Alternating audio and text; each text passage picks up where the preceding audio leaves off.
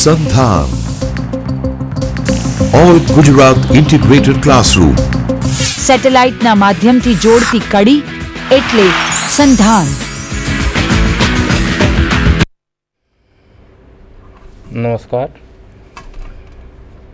व्याख्यान माला की इस श्रृंखला में आज पुनः मुझे इस संस्था की ओर से आमंत्रित किया गया है। इसके लिए मैं सबसे पहले आभार व्यक्त करता हूँ।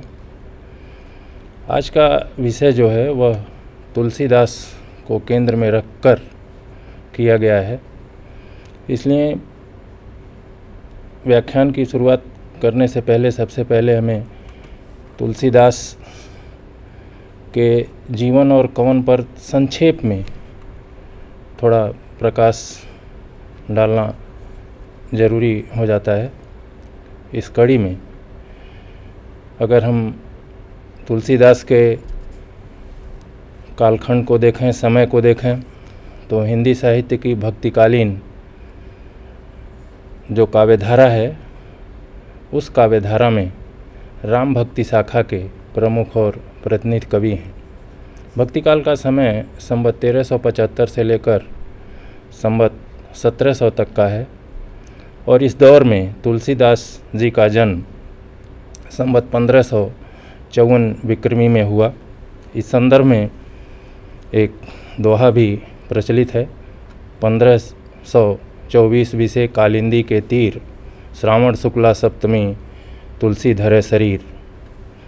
तुलसी का समग्र जीवन लगभग 126 वर्षों का रहा है और अगर हम इनके देहावसान को देखें तो उस संबंध में भी एक दोहा है।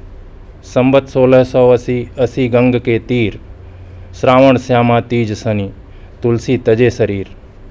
और इस प्रकार इस अपने लंबे जीवन में तुलसीदास हिंदी साहित्य के एक ऐसे साहित्यकार हैं कि जिनका कोई सानी नहीं। अगर मैं अपने नज़रिए से तुलसीदास को देखता हूँ तो इतना महान कवि हिंदी साहित्य में दूसरा कोई नहीं है। यद्यपि हिंदी साहित्य के जितने भी कवि हैं, जिन समयों में वे हिंदी साहित्य में अपनी कलम चलाई, उन सबका अपना महत्वपूर्ण स्थान है। लेकिन अगर किसी कवि के साथ तुलना करना हो तो संभवतः हम किसी कवि के साथ तुलसी की तुलना नहीं कर पाएंगे। और इससे पहले अगर हम नज़र डालें इनकी साहित्यिक कृतियों पर तो रामलला नहछू, लगभग इनके 12 ग्रंथ हैं जिनमें सोहर छंद में विवाह के अवसर पर जाने वाले गाए जाने वाले गीत हैं।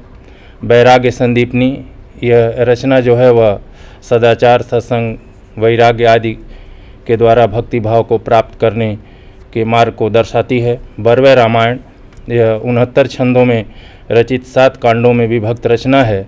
अवधि के प्रिय छंद, अत्यंत मोहक छंद अगर हम कहें तो कह सकते हैं, वर्वे में इसकी रचना हुई है। पार्वती मंगल, शिव पार्वती के आख्यान पर आधारित पार्वती परिणव के आधार पर लिखा गया यह एक खंडकाव्य है। इसकी रचना तुलसी ने मंगल और हरिगीतिका छंद में की है। जानकी मंगल, इसमें भी विस्तार पूर्वक वैवाहिक मांगलिक कृतियों का वर्णन है। लोक संस्कृत प्रथाओं, विश्वासों आदि का चित्रण विशेष रूप से इसमें दिखाई देता है। छंद शैली में यदि हम देखें तो यह मिलता जुलता पार्वती मंगल से मिलता जुलता ग्रंथ है और यह भी तुलसीदास का एक खंडकाव्य है। उसी पार्वती मंगल की तरह रामाज्ञा प्रश्न 7 सर्गों में रचित ग्रंथ है। इसमें वर्णित कथा पर वाल्मीकि रामायण की कथा का प्रभाव अधिक है। परशुराम विवाह, परांत आगमन, विप्र, उल्लू, स्वान के न्याय आदि को निपटाना, सीता निर्वासन, लवकुश आदि का चित्रण इस ग्रंथ में दिखाई देता है। अगला ग्रंथ जो है वह दोहावली है तुलसीदास जी का, और दोहावली जो है वह दोहा छंद में रचित शुद्ध मुक्तक रचना है। इसमें नीति वर्णन के साथ साथ समाज, धर्म, व्यक्ति और राजनीति के सुंदर प्रसंग हैं। कवितावली कविता और सवैया में रचित सुंदर मधुर ओज शैली की रचना है। 7 कांडों में यह भी उत्तरकांड तक, बालकांड से लेकर उत्तरकांड तक विभक्त है। बालकांड से लंका कांड तक राम के जीवन का चित्रण है और उत्तरकांड में कवि ने कलयुग के मार्मिक प्रसंगों का वर्णन किया है। गीतावली इनकी एक ललित पद रचना है। इसका प्रमुख आकर्षण कथानक नहीं बल्कि भाव संपत्ति है। श्रृंगार, हास्य और करुण रसों की अभिव्यक्ति इस ग्रंथ में बड़ी सुंदर है। कृष्ण गीतावली को यदि हम देखें तो बाल सुलभ चेष्टाएं, चरित्र और स्वभाव का मोहक आकर्षक वर्णन है। रामचरितमानस जहाँ राम के चरित्र को प्रकाशित करता है, वहीं कृष्ण गीतावली जो है वह तुलसी के द्वारा लिखा गया कृष्ण के चरित्र को व्यक्त करता है। 61 पदों में कृष्ण का बड़ा ही सुंदर चित्रण किया है कवि ने। विनय पत्रिका रामचरितमानस के समान ही भक्ति का एक अत्यंत प्रसिद्ध ग्रंथ है। इसमें कवि के निजी भक्ति भावना का विकास दिखाई देता है। ऐसा कहा जाता है कि तुलसीदास कलयुग से परेशान होकर और राम के दरबार में अपना एक विनय रूपी पत्र प्रस्तुत करते हैं और वह जो विनय रूपी पत्र है वही उनकी अपने आराध्य के प्रति भक्ति भावना है। रामचरितमानस यह ग्रंथ तुलसी का बहुत ही विशाल ग्रंथ है, उत्कृष्ट ग्रंथ है। कवि ने पुराण, नाटक और महाकाव्य तीनों ही शैलियों का प्रयोग, अगर हम कहें प्रयोग की अपेक्षा अगर हम कहें तो इसमें उसका समन्वय दिखाई देता है। साथ ही यह मानव जीवन का महाकाव्य है। इसके द्वारा कवि ने हमारी आध्यात्मिक भौतिक समस्याओं का सुलझाने का प्रयत्न किया है। यह कवि का सबसे प्रसिद्ध ग्रंथ है। अगर हम ये कहें तो कह सकते हैं कि आधुनिक कालीन भारतीय आर्य भाषाओं में तुलसीदास के रामचरित का जितना अध्ययन किया जाता है, शायद जब मैं आधुनिक भारतीय आर्य भाषाओं की बात करता हूँ तो पंजाबी, गुजराती, राजस्थानी, हिंदी, मराठी, बिहारी, बंगला, उड़िया, असमी, पहाड़ी भाषाएं, तमाम भाषाएं जो हैं इसके अंतर्गत आ जाती हैं। और तुलसी के इस ग्रंथ का जितना अध्ययन, अध्यापन, पठन, पाठन होता है, शायद ही भारतीय भाषाओं में, विशेषकर आधुनिक भारतीय आर्य भाषाओं की अगर हम बात करें तो किसी ग्रंथ का होता होगा। और यह ग्रंथ मात्र भारत में ही नहीं बल्कि विश्व साहित्य में भी अपना प्रमुख स्थान रखता है। जहाँ तक तुलसी के बड़े कवि होने का प्रश्न है, अगर हम देखें तो विषय वैविध्य की दृष्टि से देखें तो इनके समकक्ष कोई कवि नहीं ठहरता। भक्तिकालीन के कवियों को देखें तो सबका अपना एक सीमित क्षेत्र है। तुलसी ने जहाँ राम के चरित्र को रामचरितमानस के द्वारा, पार्वती मंगल के द्वारा पार्वती शिव का आख्यान, कृष्ण गीतावली के माध्यम से कृष्ण के चरित्र का चित्रण किसी भी भक्तिकालीन कवि या अन्य दूसरे कवि ने इतने विषय वैविध्य को लेकर काव्य रचना नहीं की है। वहीं अगर हम छंदों की दृष्टि से देखें तो तुलसीदास अपने समय के जितने भी प्रचलित छंद थे उन तमाम छंदों को अपनी काव्य रचना का आधार बनाया है। दूसरा कोई भी कवि इनके सामने छंदों की दृष्टि से भी नहीं ठहरता है। अगर हम कबीर को देखें तो दोहा, पद, चौपाई, अगर हम मलिक मोहम्मद जायसी को देखें तो दोहा चौपाई शैली है। अगर हम सूरदास को देखें तो पद शैली है। लेकिन तुलसी ने तमाम छंदों का, चाहे वह दोहा चौपाई हो, चाहे कवित सवैया हो, कवितावली के संदर्भ में देखें, गीतावली विनय पत्रिका के संदर्भ में अगर देखें तो पद शैली है, दोहा शैली है। कुल मिलाकर अपने समय के तमाम प्रचलित छंदों में तुलसी ने काव्य रचना की है। दूसरा कोई भी कवि मेरी नज़र में दिखाई नहीं देता। संभव है हो सकता हो। वहीं दूसरी तरफ अगर हम काव्य के प्रकारों को देखें तो तुलसीदास ने महाकाव्य की भी रचना की है। जानकी मंगल, पार्वती मंगल जैसे खंड काव्य की रचना की है, गीति काव्यों की रचना की है, मुक्तक काव्यों की रचना की है, दोहा, बरवे, छंद आदि जो हैं वे तमाम मुक्तक, छंद, कवितावली। इस दृष्टि से अगर हम देखें तो तुलसीदास की तुलना हम किसी भी कवि के साथ नहीं कर सकते। तुलसीदास का साहित्य एक महासागर की भांति है। मेरे अपने नज़रिए से जब मैं देखता हूँ, जैसे महासागर के किनारे आप खड़े हो जाओ, दूर दूर तक केवल जल दिखाई देता है, उसका छोर नहीं दिखाई देता, ठीक उसी तरह से तुलसी का साहित्य है। आज हम देख रहे हैं कि आज़ादी के बाद हमारा जो समाज है, परिवार है, उसमें धीरे धीरे एक विघटन की स्थिति दिखाई देती है।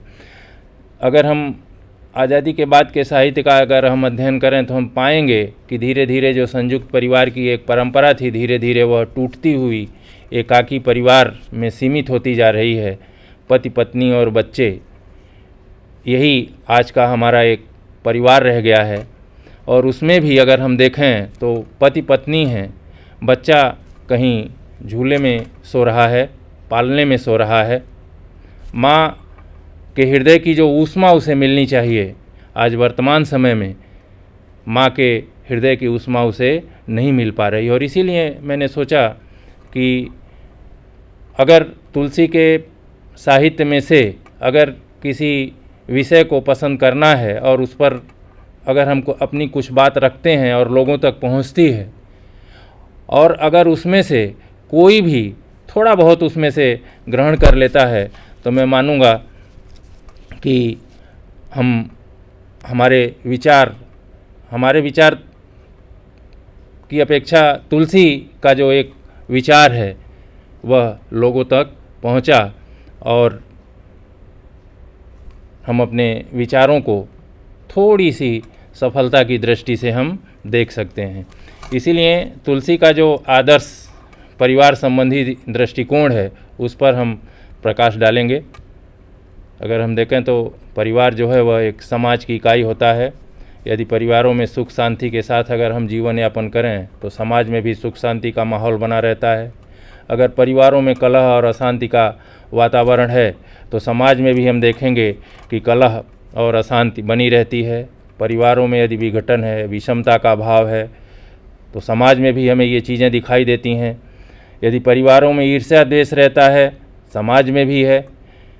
साथ ही साथ अगर परिवारों में हम अपने गुरुजनों बड़े लोगों का सम्मान आदर सत्कार नहीं करते, समाज में हम कभी इस तरह के क्रियाकलाप नहीं कर पाएंगे। इसीलिए तुलसीदास ने अपने रामचरितमानस में ऐसे आदर्श परिवार का चित्रण किया है जिसका अगर हम अनुसरण करें तो हम अपने पारिवारिक जीवन को आनंदमय बना सकते हैं। साथ ही साथ समाज में भी सुख शांति का एक माहौल हम उपस्थित कर सकते हैं। समाज में सुख शांति के साथ प्रेम, ममता, आदर, आज्ञा पालन आदि जो सद्गुण हैं, उन सद्गुणों के द्वारा समाज के वातावरण को एक स्वस्थ वातावरण के रूप में हम परिवर्तित कर सकते हैं। गोस्वामी जी की दृष्टि से यदि देखा जाए तो उनकी ऐसी मान्यता है कि परिवारों का विघटन का जो सबसे बड़ा कारण है वह है कि जैसे ही युवकों का विवाह आदि संपन्न हो जाता है, वे अपनी पत्नी और ससुराल के प्रति अधिक आकर्षित हो जाते हैं। ससुराल के परिजनों को वह अधिक चाहने लगते हैं, जिसके परिणाम स्वरूप जो उनके कुटुंबीजन होते हैं वे कुटुंबीजन उन्हें शत्रु की भांति महसूस होने लगते हैं। इस संबंध में तुलसीदास कहते हैं कि सुत मानहि मातु पिता तबलों, अबलानन दीख नहीं जबलों। अबलानन से मतलब पत्नी से है, स्त्री से है, कि जब तक स्त्री का आगमन नहीं होता तब तक पुत्र जो है वह माता पिता को स्वीकार करता है, माता पिता को मानता है। ससुरारी प्यारी लगी जब तैं, रिपुरूप कुटुंब भयो तब तैं। जब से ससुराल उसे प्यारी लगने लगती है तब से उसे उसका जो कुटुंब है वह कुटुंब उसे दुश्मन के समान प्रतीत होने लगता है। कलयुग के ऐसे भयंकर प्रभाव को देखकर तुलसी ने आदर्श परिवार का निरूपण करने के लिए उन्होंने श्री रामचंद्र जी के परिवार का चित्रण किया है। यदि हम यहाँ पर पिता के रूप में राजा दशरथ को देखें तो वे एक आदर्श पिता हैं। उनका अपने चारों पुत्रों पर विशेष स्नेह है, फिर भी राम को वह अधिक प्रेम करते हैं। जिस समय विश्वामित्र राम को मांगने के लिए आते हैं अपनी यज्ञ की रक्षा हेतु, उस समय राजा दशरथ जो हैं वह उन्हें देने से, राम को भेजने से मना कर देते हैं। कहते हैं कि सेना, धन, वैभव, कोष जितना भी चाहें आप ले सकते हैं, लेकिन मैं राम को देने के लिए तैयार नहीं हूँ। लेकिन गुरु वशिष्ठ के समझाने पर दशरथ जो हैं वह राम को वन भेजने के लिए तैयार हो जाते हैं। इसी प्रकार जब कैकेयी राम के लिए 14 वर्ष का वनवास मांगती हैं तो उस समय उन्हें यह वियोग जो है वह सहन नहीं हो पाता है। यद्यपि भरत के राज्याभिषेक या राज तिलक के लिए उन्हें किसी भी प्रकार का कष्ट नहीं होता, लेकिन राम के वनगमन के कारण दशरथ जो हैं वह अपने प्राण त्याग देते हैं। राम राज्य में तुलसी का यह कथन है कि एक पिता के अनेक पुत्र होते हैं, वे अलग अलग स्वभाव, अलग अलग गुण वाले होते हैं, आचरण वाले होते हैं, फिर भी पिता का प्रेम जो है वह अपने पुत्रों पर समान रूप से बना रहता है।